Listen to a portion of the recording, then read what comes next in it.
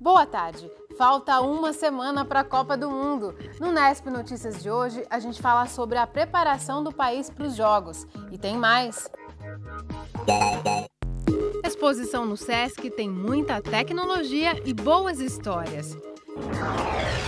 E no bairro Pousada da Esperança 2, faltam asfalto, limpeza e sinalização de trânsito.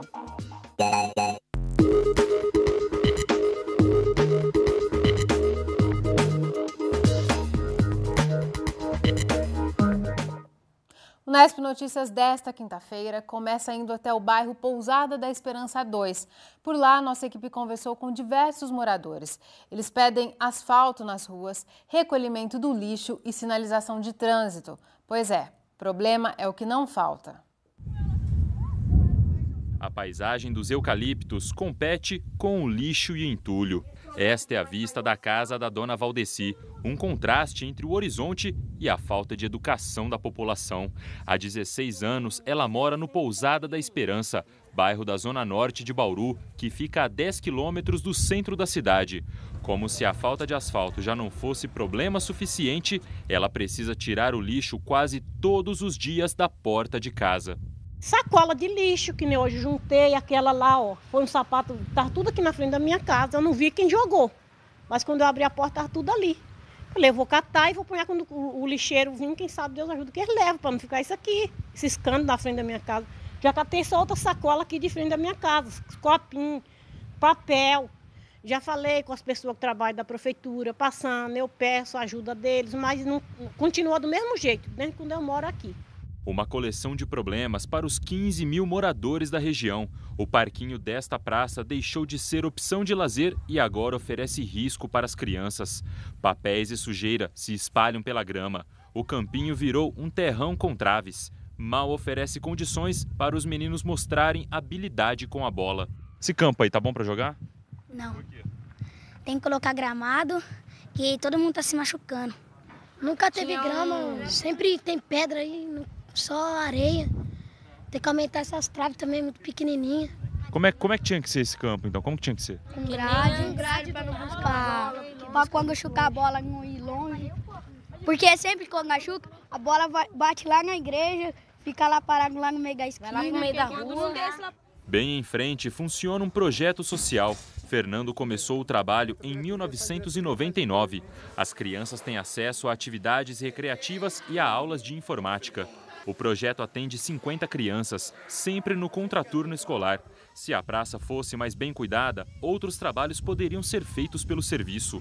A gente já fez vários apelos aí, né? Fizemos uma reunião recentemente, o prefeito se comprometeu de vir, aqui não veio a representante da Arlene, veio representar ele, comprometeu-se também, mas até agora nada.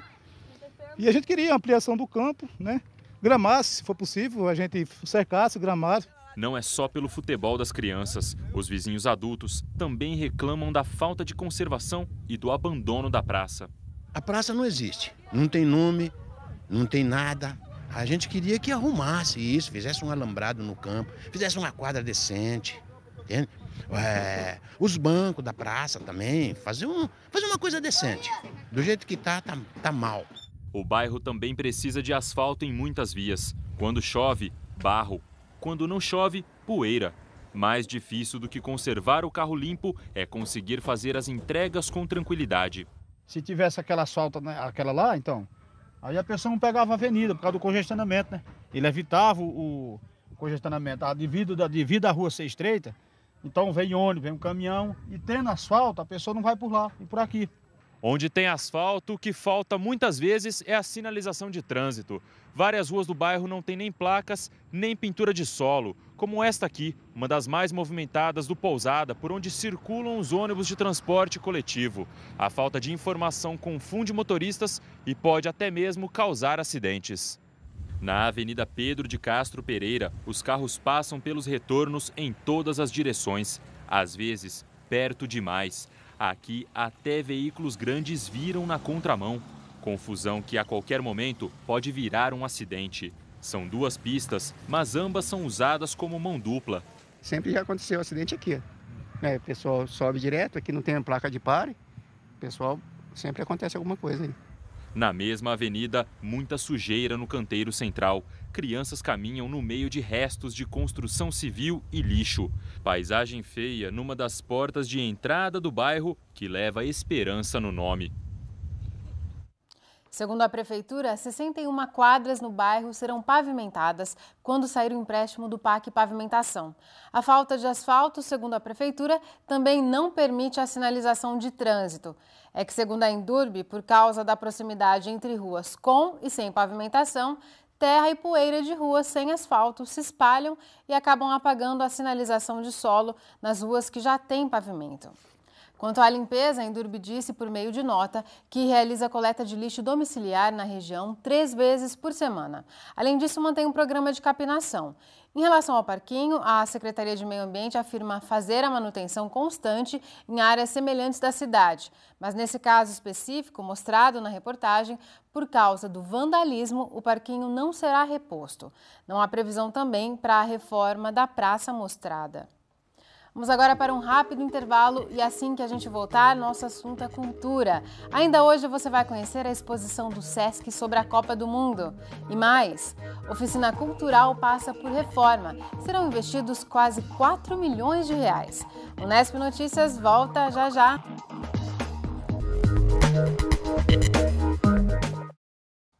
O Nesp Notícias quer saber a sua opinião. A Anvisa vai deixar mais claro em embalagens de alimentos quais ingredientes podem causar alergias. E a gente quer saber, você costuma verificar os rótulos antes de comprar? Sim ou não? Participe pelo nosso site ou pelo aplicativo de interatividade se a sua televisão é digital. A Oficina Cultural Glauco Pinto de Moraes, em Bauru, está em reforma. O objetivo é melhorar o atendimento ao público no local. A reforma do prédio da Oficina Cultural começou em abril e tem prazo de até 18 meses para ser entregue. Ao todo, R$ 3.700.000 vão ser investidos. O prédio da oficina vai ficar de acordo agora com as suas necessidades. Também tem uma sala específica para dança, uma sala específica para artes plásticas. Nós vamos ter rampas de acesso, né, para o pessoal de acessibilidade, elevador também. Então vai se adequar, vai virar realmente um centro cultural na prática. Hoje a gente trabalha muito improvisado, né? Então isso vai deixar de acontecer. No estado, outras 4 oficinas vão ser reformadas, mas só o prédio de Bauru não é tombado pelo patrimônio histórico. O espaço já abrigou a Escola Carlos Chagas e a Diretoria Regional de Ensino. Em 1996, passou a receber os projetos culturais da oficina.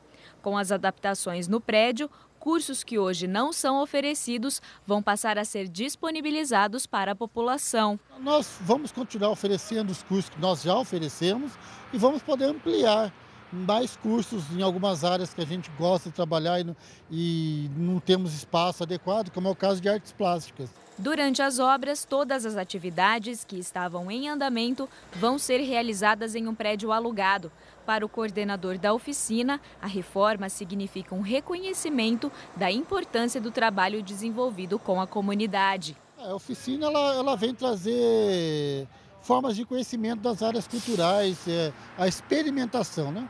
Ninguém sai daqui formado para dar uma aula ou ser professor de alguma faculdade, de alguma escola, mas ele vem aqui, ele vem conhecer as várias formas de arte. E aí, se ele gostar, ele vai procurar outros lugares que ele possa dar continuidade. Então a gente fala que é um trabalho de experimentação, aproximar o público da cultura.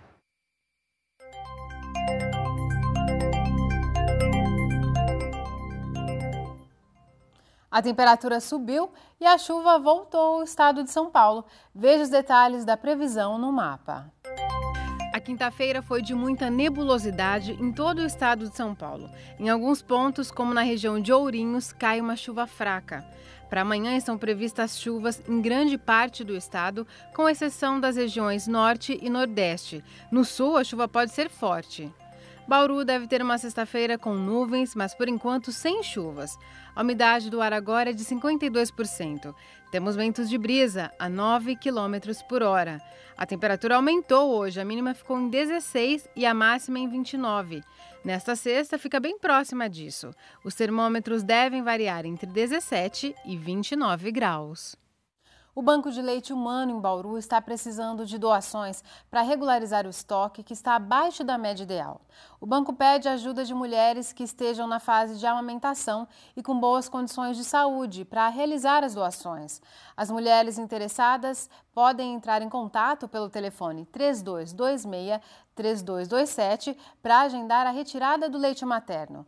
O Banco de Leite Humano fica na Praça das Cerejeiras. O atendimento é de segunda a sexta, das 7 horas da manhã às 7 da noite.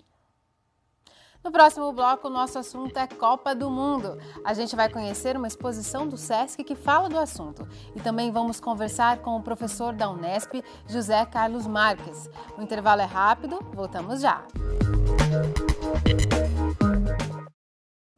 Faltando exatamente uma semana para a Copa do Mundo, quem mora em Bauru ou passa pela cidade já pode entrar de cabeça no clima do evento. O SESC montou uma exposição cheia de tecnologia e boas histórias. Nós fomos lá conhecer.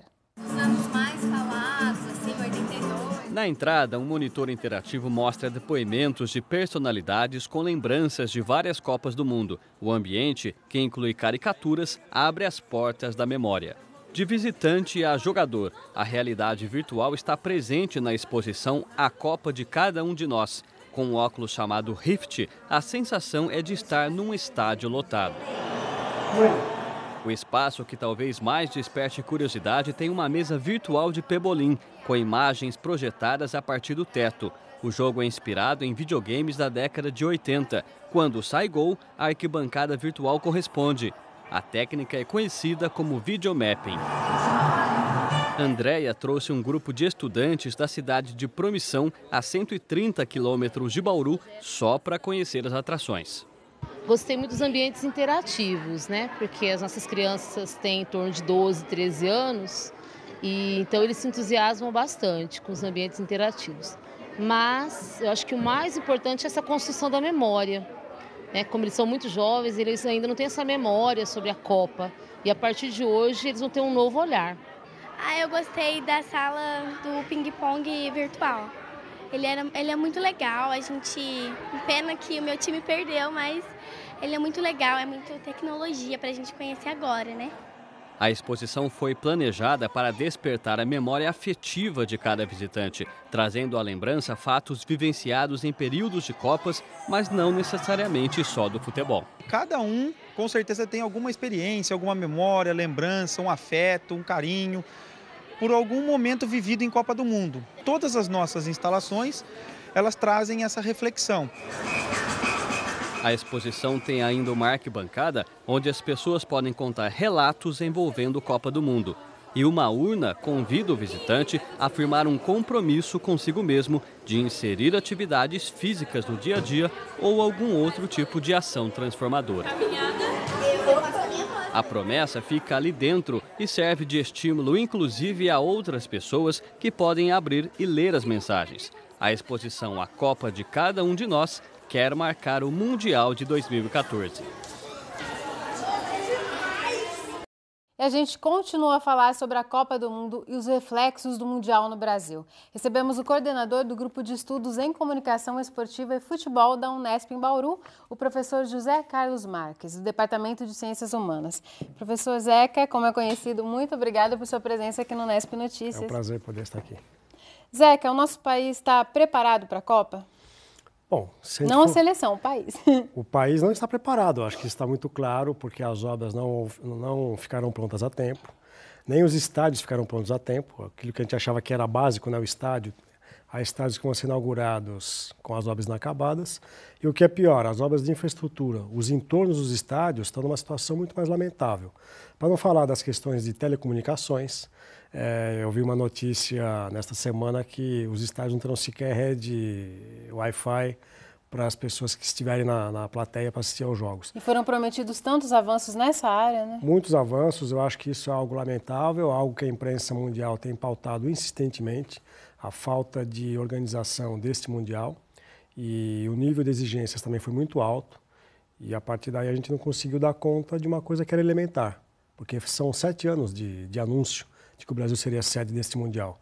E em 7 anos daria para se fazer muita coisa. Não.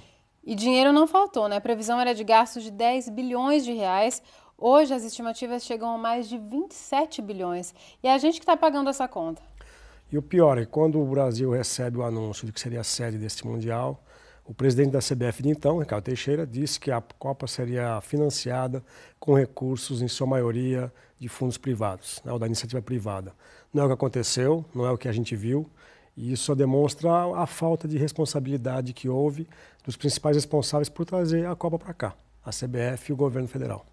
Majoritariamente é o poder público que bancou, né? Em última instância, a gente. O poder público, a partir de fundos de investimento, a partir de empréstimos, especialmente por meio do BNDES, e os orçamentos de prefeituras, de estados, porque esta Copa é uma Copa que envolveu essas diferentes instâncias de poder, poder executivo federal, estadual e municipal.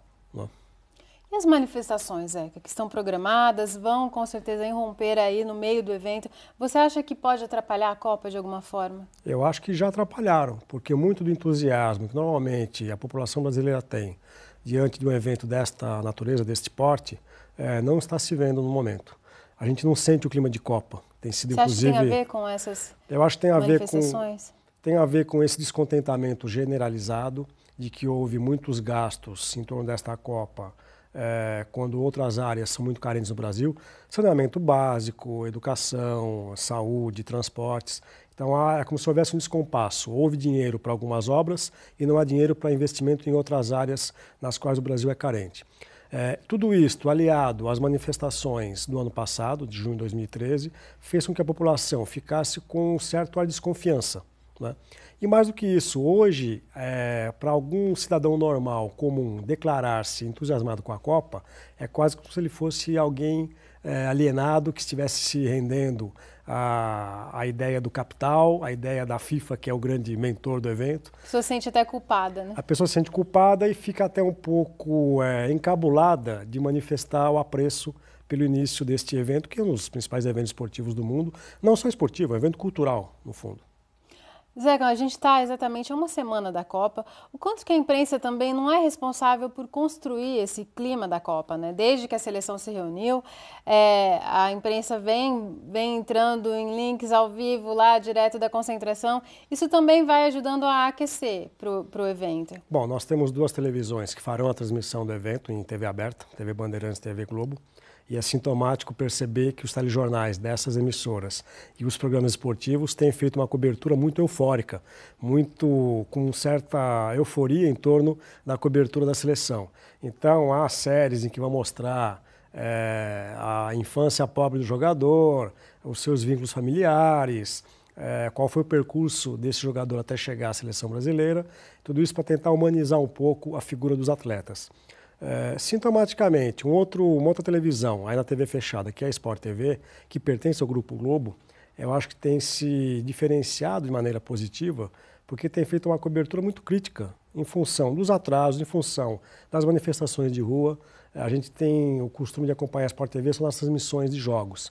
Mas há vários programas ao longo da grade dessa televisão, dessa emissora, em que a gente percebe esse juízo crítico de que algo não anda tão bem no país.